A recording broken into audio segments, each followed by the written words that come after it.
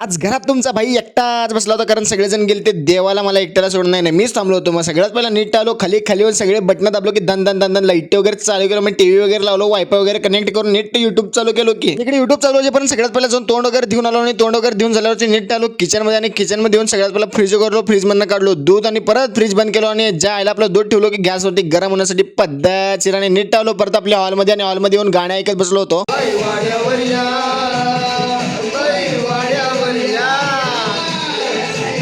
ज्या आईला गाण्याच्या पाहिजे आतमध्ये दूध गरम ठेवलं होतं, लक्षात दूधच होतं गेलं. अवघड हाय म्हणलं लई. मग आता कोणतरी याच्या अगोदर शिव्या खाण्यापेक्षा पद्धतशीर ते सगळं साफसफाई करावं म्हणून सगळं काढलं आणि सगळं दूध वगैरे खाली घेतलं. आणि ज्या आईला दूध काढताना अजून एक कांड झालं, काय म्हणलं तर ते सगळं दूध जाऊन तिथल्या धुतलेल्या भांड्यांना लागलं. अवघड आले. आता झालंय कांड तर ते पण आपणच सावरायचं म्हणून सगळे भांडे जेवढे पण दूध लागले होते ना ते सगळे परत धुवून काढलो, आणि धुवून काढत जर ते बघा कसं निसतं ओके मध्ये पद्धतशीर सगळं झाल्यावरती नीट हॉलमध्ये जावं म्हणलं होतं, पण अजून एक झालं बघा, खाली सगळं पाणी सांडलं होतं.